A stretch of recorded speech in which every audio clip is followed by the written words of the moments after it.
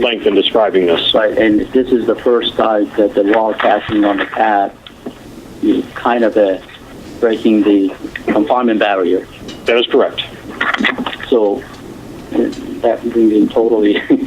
It's new, and so we're trying to cover all the right regulatory bases to make that happen. So is that, I guess, the housing or device now is an important to safety component now? No, it's not. So you have classified it as not important. It would not be important to safety, that's correct. But while doing the gas sampling, doesn't that become part of your confinement? No, I wouldn't. At this point, we wouldn't consider part of the confinement, but we'd have to work through how to do that. We're taking credit this for being able to monitor anything else, but we're not saying it's part of the CAS confinement. So is the purpose just for the air monitoring, or is it to protect the DSC while it's open as well? It's environmental. It's to actually be able to monitor any amount of release so that we could, if there is a release, and we don't expect it because we don't have any cladding defect, but should there be any type of noble gas release, just like we would have from the plant, we'd be able to calculate and quantify what that would be. This would be for defensive depth. Yes.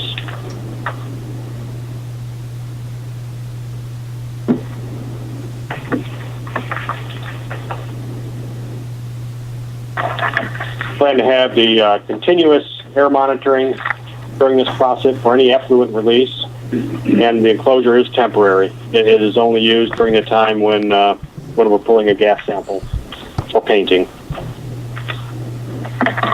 And we plan to obtain and analyze these just like we did initially with the thermal soak grid, and we're postulating maybe obtaining samples every 3 to 5 years or whatever frequency that we need to support the program, recognizing that it's also very labor intensive to do this and potentially dose intensive, so we want to try to limit the amount of time that we're doing this process. And it's the method that we need to license, not the actual frequency. We want to make sure that we cover all the regulatory bases to be able to do this, and then we can get down to what's the right frequency, but we got to make sure we get the method licensed before we get to the frequency. What steps are going to be taken to assure that the validity of the moisture and the hydrogen content in the gas sample, seeing as both are potentially reactive with the metals of the container you're putting the sample into? I don't know what the details are of the container itself. It's the ones that we use in the plant, so I wouldn't imagine there'd be a whole lot more reaction than what we expect in the plant, but we can get that information.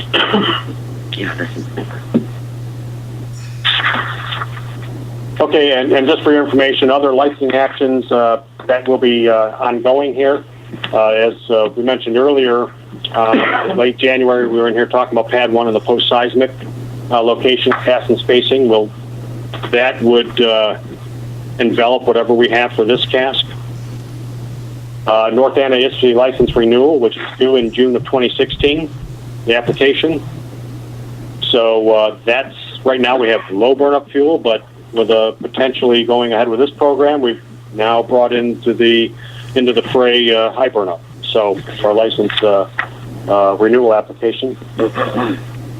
And we will not have to touch what our allowable MTU storage limit is at the pad, so we don't get into all the significant environmental effects that might bring in. High-level schedule. TN is now, right as we speak, working on the design and licensing basis document. They expect to have that completed in December of this year. We plan to submit the license amendment request in July 31st of 2015. So that's when we plan to come in with our LAR. We expect to come in at least 2 more times to talk about the development of that, of how that LAR will take place. So we'll come again probably in fall, and certainly by a year from now, perhaps in the March, April, May time frame when our license amendment request is taking shape, so that you know what to expect. We would hope to receive an approved SCR by January 31st, 17. That's an 18-month review time. Hopefully we'll give you enough information to help keep a rather tight review schedule. I know 18 months is pushing it perhaps on some of these new features, so we want to make sure that we give you all the information you need. We plan to complete all our dry runs and functional tests by June 30th of 2017, have the cask loading complete by July 31st of that year, and placed at the pad no later than August 21st of 17. And then we would start conducting our data acquisition program at that point.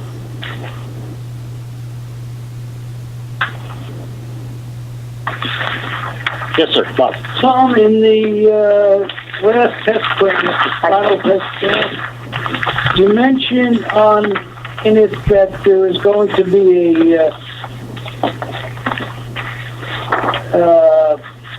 test plan development. I presume that's a detailed test plan. This is on page 3-9. Approximately when do you expect to have that completed? I think the detailed test plan development is actually going to take the form of our license amendment process, so that it's an open process.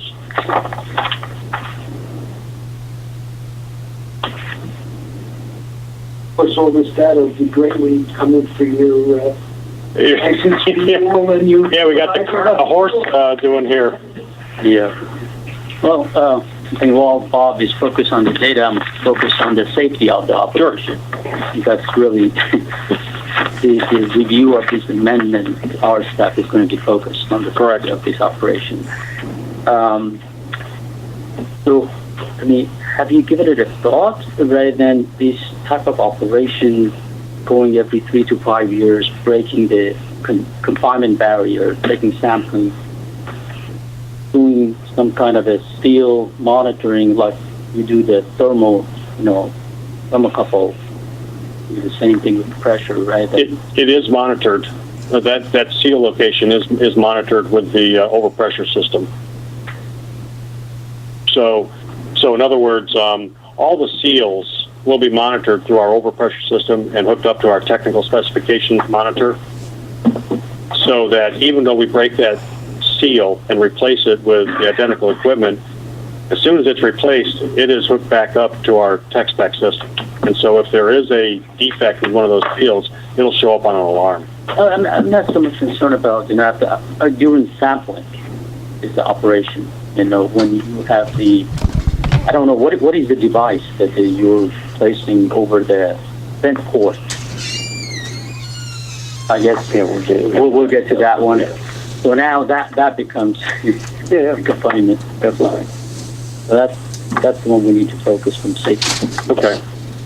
I know we're running over time, but are there any other questions?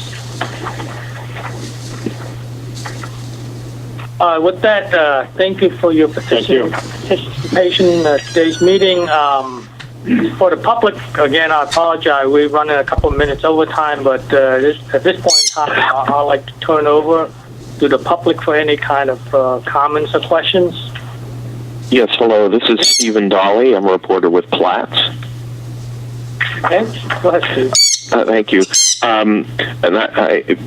You have, following this, closed proprietary sessions with Transnuclear and Ariba and some discussion of preliminary results, and I know you can't obviously say the specific proprietary information, but I just wanted to find out on a general level what issue areas will be discussed in the proprietary sessions.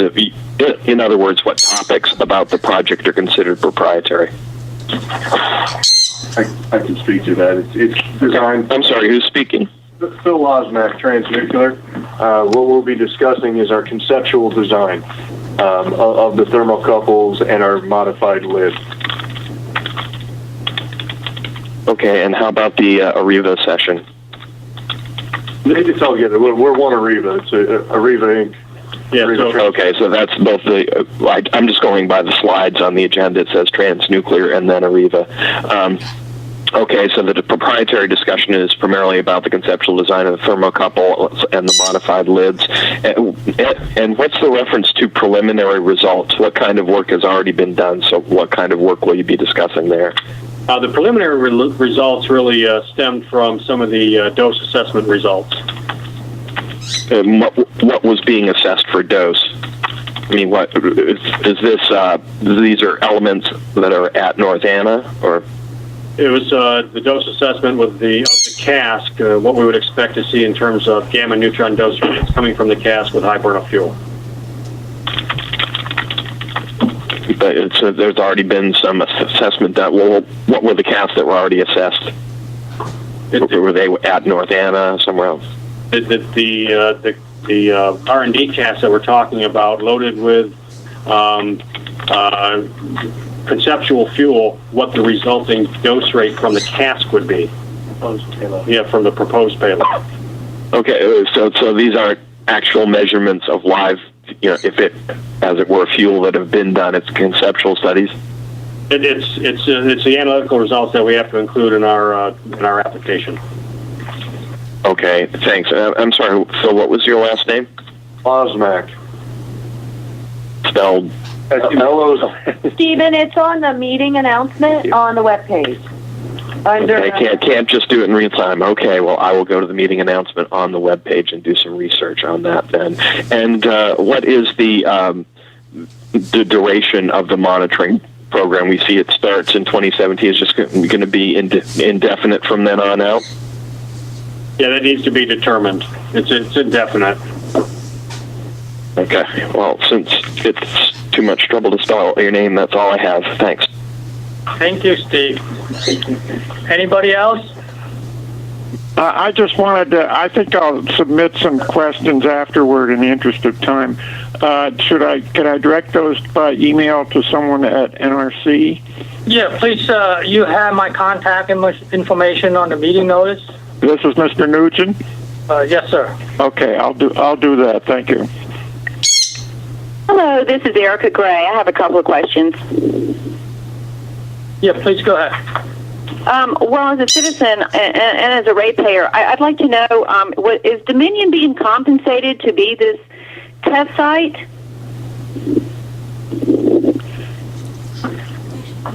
Well, the commercial aspects we don't really discuss, but there are certainly for our time and involvement, yes, and the cask is being provided to us. Okay, and then I also have a couple other questions, if you would please.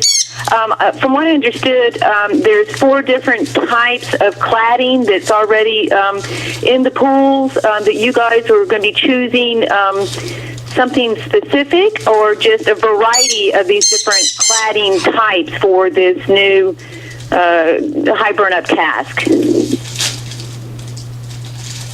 We'll be choosing a variety of these cladding types that we have currently at North Anna. And so they will, from what I understand, that the TN32 will hold 32 different rods, and those rods will be a variety of the types. Is that what you mean? Yes, that's correct. Okay, and then also, what is the anticipated dose during transfer, being that y'all are anticipating the dose to be higher? Well, actually, we don't really expect it to be higher at this point. Okay. And just one last question I do have is, being that during our earthquake back in 2011, our 5.8 moved some of the casks, which I understand are 27 casks at North Anna with just the regular burn-up fuel. Some of them moved up to 4 inches. How is the seismic issues being addressed, being that, we could have even a larger earthquake than what we had? That was discussed here back in January on the seismic and emplacement at the for North Anna pad number 1. So those concepts will be included with this cask. Okay, and so the new cask with this new high burn-up fuel, well, it's not new. I'm assuming that's pretty much what's left in the pools at this time. It will be located right next to all the other casks?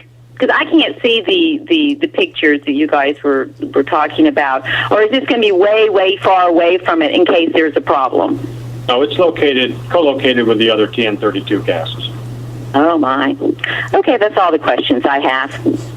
One thing, we did do a meeting summary for the North Ada meeting that was held on January 28th to discuss the post-earthquake issues with respect to pad number 1. That meeting summary should be available in the next week or so. It's going through concurrence here now, so if anyone wants a copy of that when it's available, if you could go ahead and email John, we can get you a copy. Okay, will do. Thank you, Erica. Anybody else? All right, well, that concludes the meeting, but there's one thing, for those on the phone, please email me your contact information. And also the NRC also has feedback forms. If you like a copy of that, please email me and I can send one to you. With that, the meeting is adjourned.